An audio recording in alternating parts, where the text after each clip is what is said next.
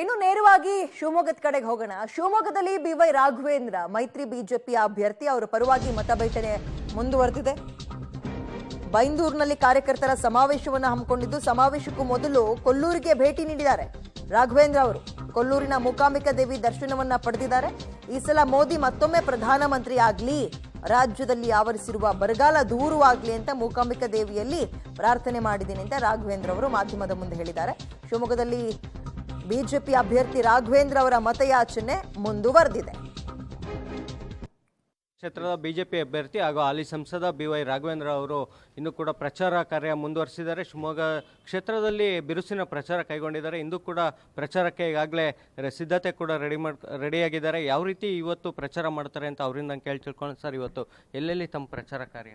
ನಮ್ಮ ಶಿವಮೊಗ್ಗ ಕ್ಷೇತ್ರದಲ್ಲಿ ಮಹಿಳಾ ಮತದಾರರ ಸಂಖ್ಯೆ ಪುರುಷ ಮತದಾರರ ಸಂಖ್ಯೆಗಿಂತ 1% ಹೆಚ್ಚಿಗೆ ಇದೆ. ಹಾಗಾಗಿ ಮಾತೃಶಕ್ತಿ ಇದ್ದಾಗ ಮಾತ್ರ ಒಂದು ಚುನಾವಣೆ ಎದುರಿಸಲಿಕ್ಕೆ ಸಾಧ್ಯ.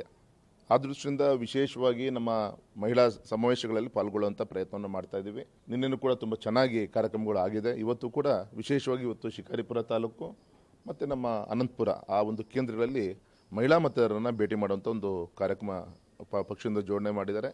ತುಂಬ ಒಂದು ಒಳ್ಳೆಯ ವಾತಾವರಣ. ವಿಶೇಷವಾಗಿ ಗೌರವಾನ್ವಿತ ಮೋದಿಜಿಯವರ ಬಗ್ಗೆ ಮತ್ತು ಮಹಿಳೆಯರು ವಿಶೇಷವಾಗಿ ತಮಗೆ ಗೊತ್ತಿದೆ, ಈ ದೇಶದ ಒಂದು ಸಂಸ್ಕಾರ ಕೊಡಬೇಕಂದ್ರೆ ಒಂದು ಒಳ್ಳೆಯ ರೀತಿಯಂಥ ಮಕ್ಕಳನ್ನು ಕೊಡುವಂಥ ಒಂದು ಶಕ್ತಿ ಇರುವಂಥ ತಾಯಂದಿರಿಗೆ. ಹಾಗೆ ಅವರ ಅಪೇಕ್ಷೆ ಇದೆ, ಈ ದೇಶ ನಡೆಸುವಂಥ ಯಜಮಾನ ಸರಿ ಇರಬೇಕು ಅಂತ. ಮೋದಿಜಿಯವರು ಇದ್ದಾಗ ಮಾತ್ರ ಈ ದೇಶದ ಒಂದು ಅಭಿವೃದ್ಧಿ ಸಾಧ್ಯ ಅಂಥೇಳಿ ಒಳ್ಳೆಯ ರೀತಿಯಂಥ ಸ್ಪಂದನೆ ಎಲ್ಲ ಕಡೆಯೂ ಕೂಡ ಸಿಗ್ತಾ ಇದೆ. ಸರ್, ಶಿವಮೊಗ್ಗದಲ್ಲಿ ಬಿಜೆಪಿ ಕಾರ್ಯಕರ್ತರಿಗೆ ಬೆದರಿಕೆ ಹಾಕುವಂಥ ಕೆಲಸ ನಡೀತಾ ಇದೆ ಅನ್ನೋ ಆರೋಪ ಕೇಳಿ ಬರ್ತಾ ಇದೆ. ಇದ್ರ ಬಗ್ಗೆ ಒಂದು ವಿನಂತಿ ಮಾಡಿಕೊಂಡ್ಲಿ, ಯಾವುದೇ ಒಬ್ಬ ಕಾರ್ಯಕರ್ತ, ಯಾವುದೇ ಪಕ್ಷದ ಕಾರ್ಯಕರ್ತ ಅಥವಾ ಯಾವುದೇ ಒಬ್ಬ ಮುಖಂಡ ಕಾರ್ಯಕರ್ತರನ್ನು ನಾವು ಗೌರವದಿಂದ ನಡೆಸ್ಕೊಬೇಕಾದ್ರೆ ನಮ್ಮ ಕರ್ತವ್ಯ. ಪ್ರೀತಿ ವಿಶ್ವಾಸನ ಗಳಿಸಬೇಕೇ ಹೊರತು ಯಾವುದೇ ಧಮಕಿ ಹಾಕೋ ಮುಖಾಂತರ ಮಾಡಲಿಕ್ಕೆ ಸಾಧ್ಯ ಇಲ್ಲ. ಕೆಲವು ರಾಜಕೀಯ ಮುಖಂಡರುಗಳು, ಕೆಲವು ಕುಟುಂಬದ ಸದಸ್ಯರುಗಳು ಈ ಥರ ಒಂದು ಫೋನ್ ಮುಖಾಂತರ ಅದು ಎರಡೂ ರೀತಿ ಆಗಿರಬೇಕು.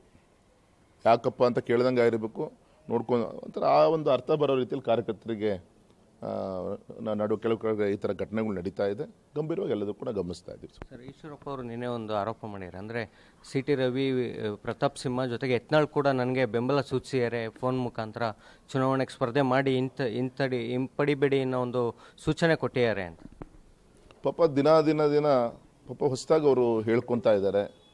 ನೋಡಿ, ನನಗೆ ಅದ್ರ ಬಗ್ಗೆ ಯಾವುದೂ ವಿಶ್ವಾಸ ಇಲ್ಲ. ಯಾಕೆಂದರೆ ಇವತ್ತು ಯಡಿಯೂರಪ್ಪನವ್ರ ಬಗ್ಗೆನೂ ಕೂಡ ಅಷ್ಟೇ ಗೌರವ ಇರುವಂಥ ನಾಯಕರುಗಳು ಅವರೆಲ್ಲರೂ ಕೂಡ.